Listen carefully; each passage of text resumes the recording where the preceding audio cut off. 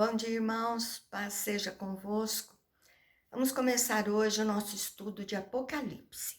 Algumas pessoas me pediram, quero deixar aqui meu agradecimento a todos que têm acompanhado a escola bíblica. Eu fiz esse curso de panorama bíblico durante 4 anos. Esse é o estudo que eu passo para a escola bíblica. Nós estudamos de 2 em 2 versículos, então a Bíblia toda. E eu terminei agora esse estudo do último livro da Palavra de Deus, o livro de Apocalipse. Então, eu fiz esse curso pelo Esboçando Ideias, é um estudo da Igreja Presbiteriana, e então eu fui resumindo a cada aula para poder estar passando para vocês. Então, nós vamos ter aí um período de 3, 4 meses, mais ou menos, estudando esse livro de Apocalipse em paralelo com a nossa escola bíblica. Então, eu gostaria que você pegasse a sua Bíblia Sagrada juntamente com um caderno, porque nós vamos fazer algumas anotações sobre o simbolismo que existe dentro deste livro. Então, para que fique muito mais fácil todas as vezes que forem citados a Babilônia, a grande meretriz, o dragão, e outros símbolos que traz a palavra de Deus, e fica mais fácil para você identificar quando você não se lembrar daquilo que já foi falado. Então, nós vamos fazer aí uma introdução do livro de Apocalipse. Então, como eu pedi, abra aí, né, a palavra de Deus. Nós vamos estar falando sobre a autoria desse livro em primeiro lugar. Identifica-se como João, o apóstolo João, vai ser falado no capítulo 1, versículo 1, no versículo 4, no versículo 9, vai ser falado no capítulo 22, no versículo 8. Era bem conhecido das igrejas da Ásia Menor. Em Apocalipse, capítulo 1, verso 9, fala irmão vosso e companheiro. Então, a grande parte dos teólogos antigos acreditam de que ao apóstolo João a escrita de Apocalipse foi dada. Então, porém, alguns questionam essa autoria devido ao estilo diferente de escrita se comparado com os outros escritos de João. Então, João tem as cartas, João tem o evangelho, então eles acreditam que também pode não ser, né, de João. Mas essa diferença pode ser explicada pela diferença grande de tema, ou João pode ter usado um tipo até de secretário, alguém que estivesse junto dele, ele foi ditando ali e a pessoa foi escrevendo.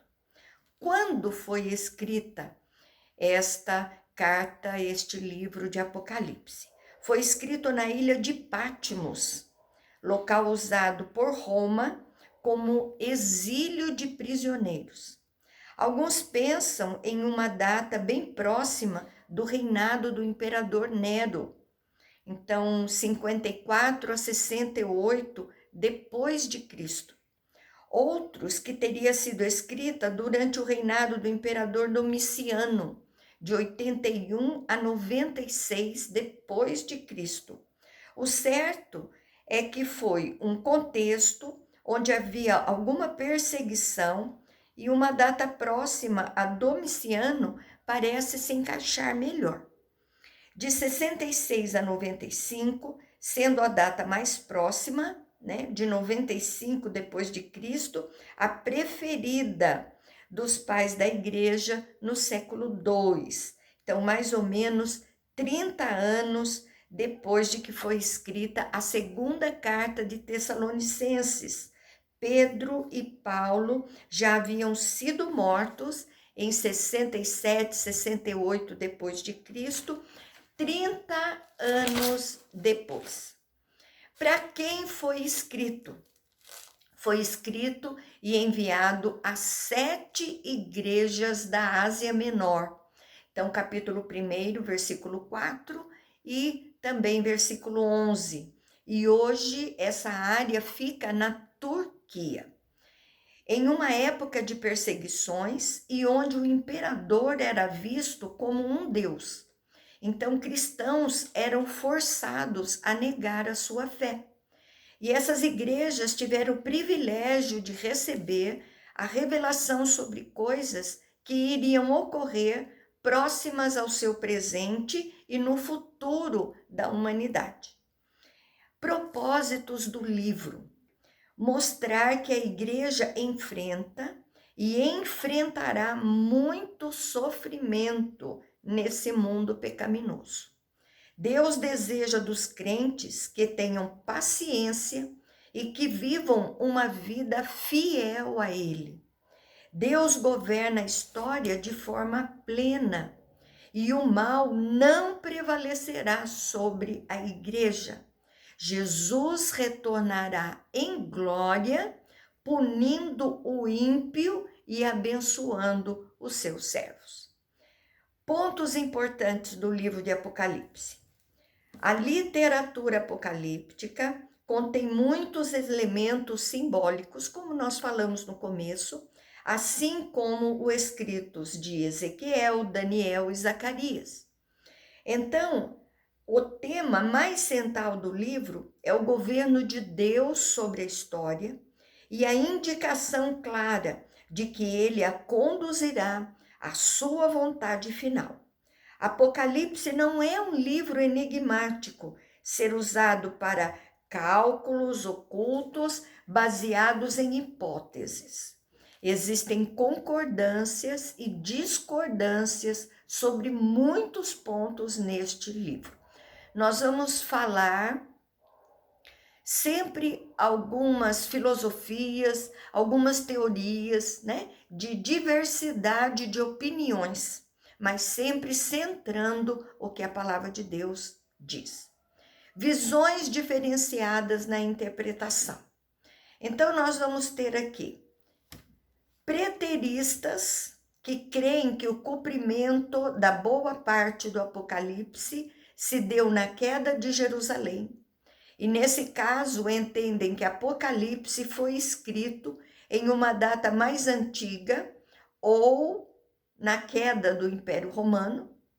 Teremos uma linha futurista que creem que o cumprimento de boa parte do Apocalipse se dará pouco tempo antes da segunda vinda de Cristo, quando uma crise de proporções grandiosas assolará o mundo. Não consideram as coisas que já estão acontecendo, as 7 igrejas, por exemplo. Historicistas creem que os capítulos 6 a 18 sejam um esboço do que ocorreu na história da igreja no século I até a segunda vinda de Jesus Cristo. Boa parte representa momento vivido para a igreja, são eventos pontuais. Idealistas creem que as cenas narradas no Apocalipse indiquem princípios gerais de guerra espiritual, não acontecimentos específicos. Sendo assim, o tipo de princípio do livro pode aparecer várias vezes na história e serve como sinal aos que creem. Não existem melhor interpretação, né? Então, nós vamos ter que estudar o texto e ir aplicando. Quero falar para você aqui uma coisa. O que te dá salvação é a sua fé. O que te dá salvação é você se arrepender da vida errada que você levava e de se deixar transformar pelo Espírito Santo de Deus. Então, essas controvérsias, essas interpretações, né, como nós lemos aqui agora, 4 interpretações distintas, não vai mudar a sua ida ou não para o céu. Então, é a título de instrução, de conhecimento, em sabermos como as coisas estarão acontecendo diferentemente das interpretações que estão acontecendo. É para que nós saibamos nos posicionar e possamos continuar firmes com Jesus, aguardando o seu retorno, independente do que está acontecendo ou de linha de pensamentos que eles possam ter. Amém? Então entenda bem isso. Então, o livro de Apocalipse é um livro de simbolismo, é um livro que nos traz conhecimento de acontecimentos, onde haverão muitas filosofias, linhas de pensamento. Mas isso não pode mudar o seu comportamento, a sua fé em Jesus, o seu arrependimento dos seus pecados, o seu dia a dia andando com Cristo, para que você possa ganhar a vida eterna. Que no final desse livro tudo vai mudar e você precisa continuar firme. Aplicações dos textos. Primeiro, as igrejas que receberam o livro no presente. Segundo, para a crise final que haverá no mundo no futuro. E para qualquer tempo, princípios do livro. Correntes interpretativas. Nós teremos 4 correntes, desculpe. Pré-milenismo, o milênio, o pós-milênio e os amilenismos. Grupos que utilizaram sistemas para entender o final dos tempos, que se explicasse em detalhe. Nós vamos aqui nos deter sobre pré-milenismo, pós-milenismo e amilenismo. Então, se baseiam num eixo central que é o milênio. Então, nós vamos estudar o texto e aplicar as visões, as correntes que acompanham estas correntes interpretativas. Primeiro, quem são os pós-milenistas? A segunda vinda de Cristo será acompanhada de um longo período de retidão e paz, chamada de milênio. No final desse milênio, Cristo volta e acontece a ressurreição e o juízo final. Esse milênio será um período em que o mundo será cristianizado, um período em que haverá um avivamento. Não quer dizer 1000 anos, mas um longo período. O pré-milenista, ele crê que Cristo volta antes do começo do milênio. Uma segunda vinda em 2 estágios. Primeiro, uma vinda secreta antes do começo do milênio para arrebatar a igreja. Depois do milênio, a segunda vinda pública para estabelecer o seu reino. E aqui a igreja é tirada da grande tribulação citada em Apocalipse, nesse milênio de 1000 anos. A milenista não creem em um milênio literal. Eles creem que milênio seja o tempo entre a primeira e a segunda vinda de Cristo. O reino já está em curso, mas ainda não em sua plenitude, que ocorrerá na segunda vinda do Senhor Jesus. São aí, então, correntes, do que creem de como será este final de tempos. Então, anota no seu caderninho cada uma dessas visões aqui para você poder se posicionar. Qual atitude devemos tomar diante deste livro? 1. Paciência, humildade diante dos desacordos. 2. Sabedoria diante de pontos de difícil compreensão, porque vão existir aqui mistérios, não entenderemos. Vão existir aqui explicações bíblicas muito sucintas, muito pequenas, que não nos dão ideia do que acontecerá. Então, nós vamos ter que ter aí sabedoria, e acreditarmos que algo vai acontecer. E terceiro, o maior foco nas lições mais claras e objetivas, que dão sabedoria, vão clarear a nossa mente para podermos entender. O título, o autor e o assunto do livro. Então, você está aí com a sua Bíblia aberta. Então, comece aí. Apocalipse, capítulo 1, versículo 1. Revelação de Jesus Cristo, que Deus lhe deu para mostrar aos seus servos as coisas que em breve devem acontecer, e que ele, enviando por intermédio do seu anjo, notificou ao seu servo João. Então, revelação no grego, apocalipse, é descoberta de alguma coisa escondida. Revelação de Jesus Cristo é quem fala para João através do anjo, para revelar o encoberto aos seus servos, aos que leriam este livro. Quem leria, nós falamos no começo, as 7 igrejas. Breve, no futuro. Então, existe aí uma interrogação, um tempo de preparação. Apocalipse 1:2, o qual atestou a palavra de Deus e o testemunho de Jesus Cristo quanto a tudo o que viu. Então, atestou, afirmou, registrou a revelação dada por Jesus através do anjo. Testemunhou pessoalmente Jesus. Então, estava lá.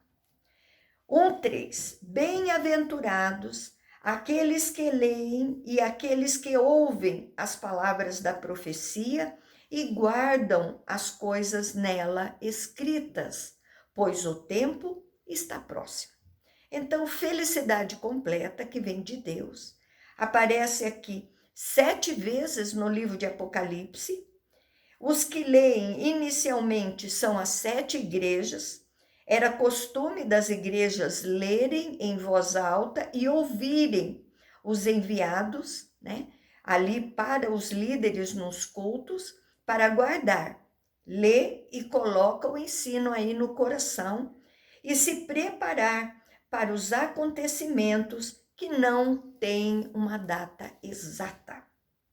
Então, nós vimos aqui a dedicatória, nós vamos ver agora nos próximos versículos, a dedicatória às 7 igrejas da Ásia. Capítulo 1, verso 4. João, as 7 igrejas que se encontram na Ásia, graça e paz a vós outros, da parte daquele que é, que era e que há de vir. Da parte dos 7 espíritos que se acham diante do seu trono. Então, ele cita aqui o seu nome, João quem escreveu, e que está enviando as 7 igrejas da Ásia. Então, eram igrejas reais, local geográfico, e as comunidades existiam. Representam 7 períodos na história da igreja, argumentos menos aceitos, simbólicos, e usaremos aqui a primeira interpretação. Então, ele cumprimenta os irmãos, que a bondade e a paz de Deus esteja sobre a vida deles, para todas as 7 igrejas. Vós outros, os que lerem a carta, nós, por exemplo, né? Fala de trindade, que é, era e há de vir. Fala da parte de Deus, mas também fala dos 7 espíritos. Então, 7 é o símbolo da plenitude de Deus. Espírito Santo indica a perfeição do Espírito Santo na presença de Deus. 1:5. E da parte de Jesus Cristo, a fiel testemunha, o primogênito dos mortos, o soberano dos reis da terra, aquele que nos ama e pelo seu sangue nos libertou dos nossos pecados. Então, ele fala de Deus, ele fala do Espírito Santo E ele fala agora de Jesus na direção da Trindade. Então, primogênito dos mortos está lá em Salmos 89, 27, faz a menção do primogênito de Deus. E Colossenses 1, 18, entre os mortos, Jesus foi o primeiro a experimentar a vitória sobre a morte. Nasceu, morreu e ressuscitou. Essas igrejas precisavam relembrar quem era o Deus que eles serviam, características dele e da sua obra. Soberano, alguém na mais alta posição, o Rei dos Reis. Existe um rei reinando acima da terra, Jesus Cristo. Louva a Jesus, aquele que nos ama de uma maneira permanente e para a sua morte em nosso lugar realizou de uma vez por todas. Verso 6, e nos constituiu reino, sacerdotes para o seu Deus e Pai. A ele a glória e o domínio pelos séculos dos séculos. Amém. Depois de tudo falar, ele vai esclarecer agora o porquê. Então, o reino, ele fala em Êxodo 19, 6. Você preste atenção que ele usa muito Antigo Testamento, Novo Testamento. Por quê? Nós já falamos isso para você que estuda aí conosco na escola bíblica. Existiam judeus convertidos e gentios que precisavam ouvir essa palavra.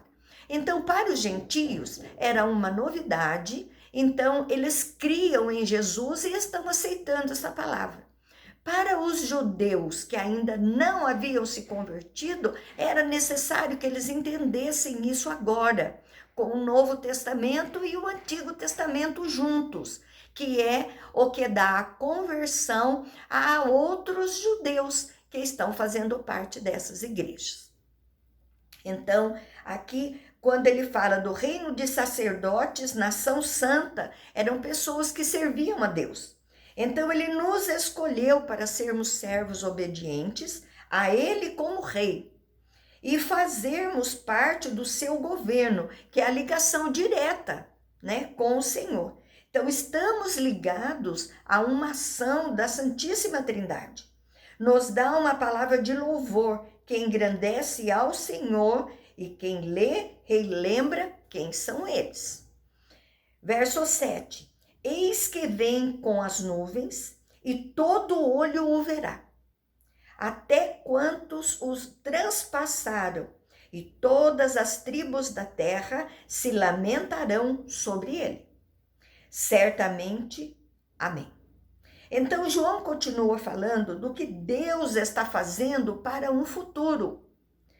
A segunda vinda do Senhor Jesus virá com as nuvens. Lá em Mateus 24, diz que será público, todo mundo vai ver, não será secreto. Então, o testemunho de Jeová acha que ele já veio.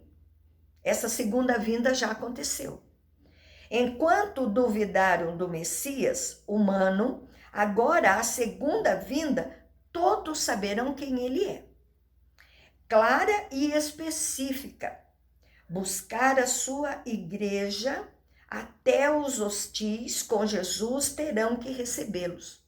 Os que o rejeitaram, nós sabemos disso, todos verão.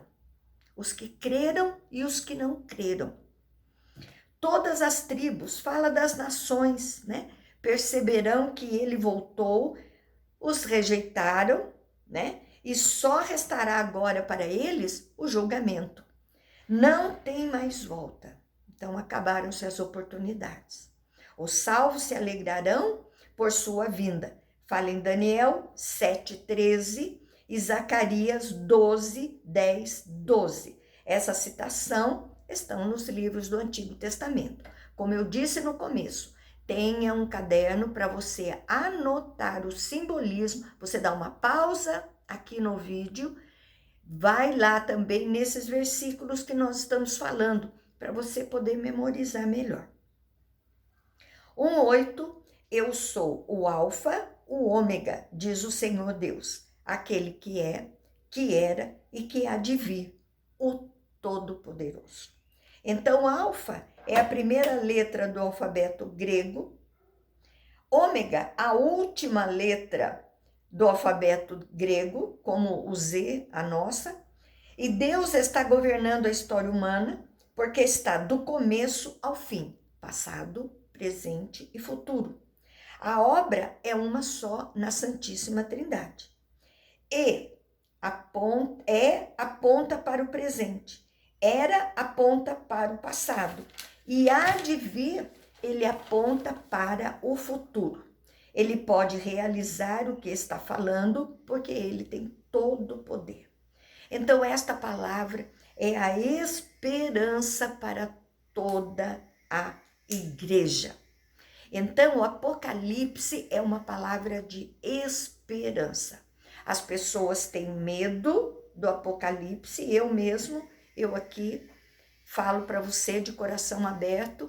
É um livro que eu nunca tive curiosidade de ler. Algumas coisas, né, que a gente vai estudando na teologia, em todo o nosso estudo bíblico, mas não é uma coisa que eu me apegava. Por quê? Eu acho hoje é o dia principal da minha vida. Se Jesus voltar para mim hoje, eu morrer hoje, eu sei para onde eu vou. Eu sei que meu corpo vai ser enterrado, mas meu espírito vai direto para o céu. Vou estar lá com Jesus, com todos aqueles que já se foram. Então, na verdade, eu acredito nisso.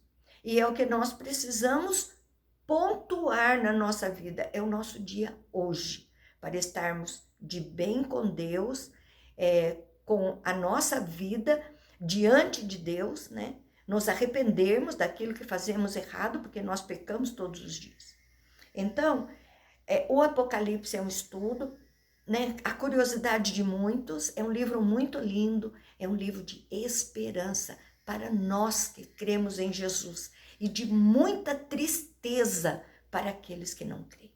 Amém?